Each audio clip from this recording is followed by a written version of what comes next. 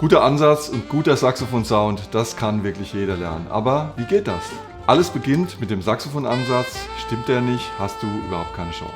In diesem Video werden wir zusammen den perfekten Ansatz für dich suchen, damit du endlich deinen Sound findest. Und weißt du was? Du bist nicht der Einzige, der unzufrieden ist mit seinem Sound. Das ging mir jahrelang auch so. Ich habe früher sehr viele Probleme gehabt mit dem Ansatz und ich hatte auch nie einen Lehrer, der sich so richtig darum gekümmert hat. Ansatz wird oft falsch gezeigt oder wie in meinem Fall, es war überhaupt kein Thema im Unterricht. Deshalb ist es mir so wichtig, weil ich selbst so lange Probleme damit hatte und es gibt so ein paar ganz einfache Regeln und Übungen. Ich mache mit all meinen Schülern genau diese Übungen und es wirkt tatsächlich Wunder. In den nächsten Minuten zeige ich dir ganz genau, auf was du achten sollst. Du wirst durch diese Übungen direkt deinen Sound verbessern, deine Intonation wird gut. Du verkrampfst dich nicht mehr so und wirst nicht so schnell müde. Und es gibt auch am Schluss keine Quietscher mehr. Wir probieren alle Schritte gemeinsam aus und am Ende klingst du direkt um ein Vielfaches besser und jetzt geht's gleich los. So, der Oberkiefer, die Zähne hier oben. Die oberen Schneidezähne liegen auf dem Mundstück auf. Es gibt diese kleinen Bissgummis hier. Ich empfehle immer die dünnen, transparenten, die halten auch länger. Die sind angenehmer für die Zähne und schützen halt das Mundstück vor Kratzern. Man kann an diesen Gummis auch immer sehr gut erkennen, wie fest jemand zubeißt. Diesen Bissgummi hier habe ich seit ein paar Jahren auf dem Tenormundstück drauf und siehst du, der ist immer noch in Ordnung. Wenn der Bissgummi kaputt geht oder solche Blasen bekommt oder Risse, dann beißt du zu fest zu. Es gibt auch Spieler, die ganz ohne die Zähne spielen, das nennt man dann Double Lip. Dadurch soll das Blatt noch freier schwingen. Das ist aber sehr speziell und man muss sich echt dran gewöhnen. Ich habe einen Schüler, der macht das so und der klingt tatsächlich hervorragend. Der hat einen hervorragenden Sound. Der Nachteil bei Double Lip ist, dass das Mundstück nicht so stabil im Mund liegt und es ist etwas wackelig. Okay, jetzt weißt du, wo die oberen Zähne hinkommen. Jetzt schauen wir uns mal den Unterkiefer mit Unterlippe genauer an. Anatomisch betrachtet müssen wir uns erstmal fragen, welche Muskeln brauchen wir überhaupt zum Saxophonspielen. Die Kiefermuskulatur hier, das sind die stärksten Muskeln, die wir haben. Man kann mit sehr viel Kraft zubeißen. Das brauchen wir aber beim Saxophonspielen überhaupt nicht. Welche Muskeln gibt es noch? Es gibt diesen Ringmuskel hier um den Mund rum. Ja? Wenn man zum Beispiel einen Kussmund formt, der Muskel ist sehr wichtig für Saxophonspielen. Damit kontrollieren wir den Druck auf das Blättchen. Dann gibt es noch die Wangenmuskulatur. Ja? Die bleibt eigentlich neutral beim Saxophonspielen. Diese Wangenmuskulatur aktivierst du, wenn du lachst. Ja? Dann kann man auch die Backen aufblasen. Aber beim Saxophonspielen blasen wir auf keinen Fall die Backen auf. Die Wangen bleiben neutral. Wo ist die Unterlippe? Und wo sind die Zähne? Spitz mal etwas deine Lippen an, vor allem die Unterlippe, aber nicht zu viel. Und achte mal darauf, wo deine unteren Zähne liegen. Und das ist genau die Position vom Mund, die du für den Ansatz brauchst. Manche Spieler ziehen auch die Unterlippe wirklich über die Schneidezähne unten. Das sieht dann so aus. Das ist eigentlich nicht ideal. Dadurch entsteht sehr viel Druck durch den Unterkiefer und manchmal hat man auch richtige Verletzungen innen drin in der Lippe. Das passiert tatsächlich. Wenn du mit deinem Sound unzufrieden bist und willst dich verbessern, dann habe ich hier ein kleines PDF für dich. Die Sound Roadmap nennt sich das. Das ist eine kleine Zusammenfassung über die Dinge, die wichtig sind für einen guten Sound. Zum Beispiel welches Equipment, Mundstück, Blatt und so weiter, Ansatzübungen, Subtones und so weiter.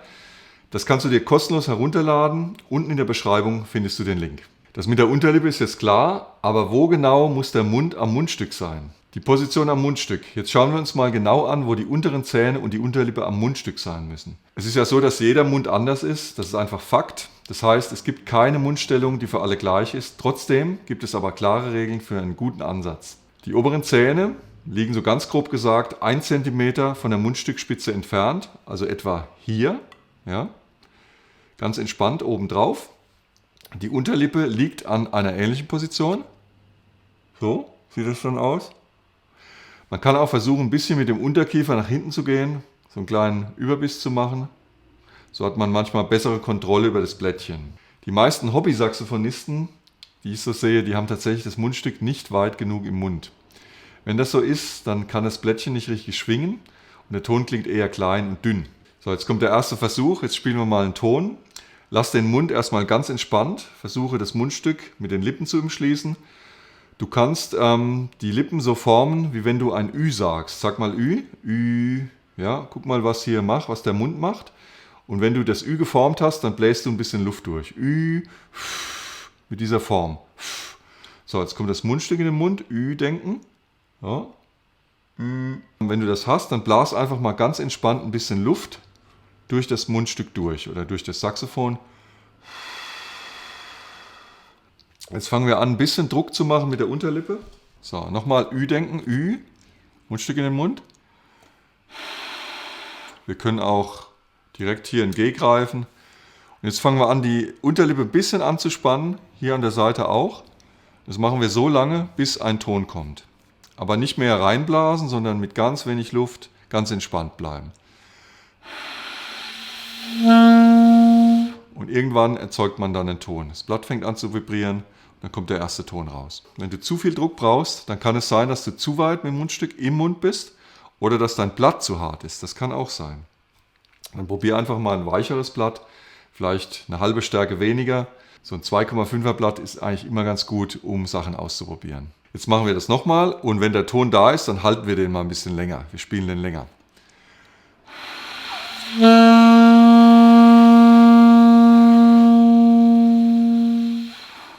Es gibt jetzt auch noch eine andere Möglichkeit, wie ich die Mundstellung zum Mundstück verändern kann. Ich kann die Stellung vom Mund oder von der Unterlippe zum Mundstück kann ich verändern, indem ich das Saxophon höher oder tiefer schnalle. Ja? Je nachdem, wie hoch ich mein Saxophon um den Hals hänge, mache ich das ganz hoch. Ja? Dann habe ich natürlich einen sehr steilen Winkel. Und ich bin mit der Unterlippe weiter an dem dicken Stück vom Blatt. Hänge ich das sehr tief, das Saxophon, dann ist es genau umgekehrt. Dann bin ich mit der Unterlippe weiter an dem dünnen Stück vom Blatt. Ja, funktioniert anders. Ich muss natürlich jedes Mal den Kopf ein bisschen bewegen, damit ich halt die richtige Stellung dann zum Mundstück habe. Ich werde es mal demonstrieren. Jetzt mache ich es erstmal ganz hoch.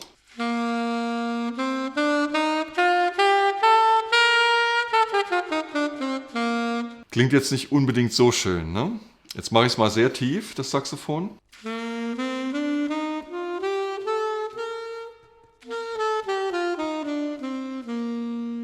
Ist auch nicht so ideal. Ich suche mir immer eine Stellung, relativ neutral. Wenn ich gerade stehe, der Kopf ist auch neutral, dann suche ich mir eine Stellung, wo das Mundstück genau in den Mund zeigt, auf die Lippe. Ich kann es quasi auf die Unterlippe legen, ne, ohne den Kopf zu bewegen. Das ist für mich immer ganz gut. Und jetzt habe ich gleich noch eine sehr gute Übung für dich. Wir machen jetzt die S-Bogen-Übung. Um zu checken, ob du wirklich locker spielst mit dem Ansatz, machen wir jetzt eine tolle Übung. Am besten machst du direkt mit, damit du merkst, ob du es richtig machst. Wir nehmen unseren S-Bogen mit dem Mundstück. Ich fange jetzt mal mit dem Altsaxophon an. Und dann probieren wir wieder diesen Ansatz, was ich gesagt habe, diese Ü-Denken, ne? Mundstück rein. Und dann spielen wir mal einen Ton. Und der Ton, der rauskommt, der muss ein klingendes G sein. Also wenn ihr auf dem Klavier ein G drückt, dann muss es dieser Ton sein hier. Ihr könnt direkt mitmachen und hören, ob das der gleiche Ton ist. Wenn der höher klingt, zum Beispiel das hier, ein Ass, dann habt ihr zu viel Druck. Jetzt zeige ich das nochmal fürs Tenor. Der S-Bogen mit Mundstück. Spielt mal mit, wenn ihr Lust habt. Wenn ihr spielt, muss ein klingendes S rauskommen. Also auf dem Klavier, wenn ihr S drückt, ein S drückt, dann muss dieser Ton hier entstehen.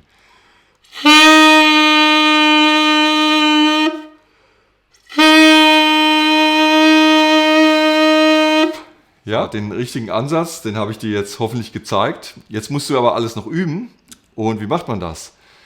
Es gibt eine Übung, die genau dafür gemacht ist, mit dem Ansatz sicherer zu werden. Ich habe dazu schon vor längerer Zeit mal ein Video gemacht. Das kannst du dir hier anschauen. Klick einfach hier für diese Übung. Gut, vielen Dank fürs Zuschauen. Wir sehen uns bald im nächsten Video. Macht's gut, euer Bernd. Ciao, ciao.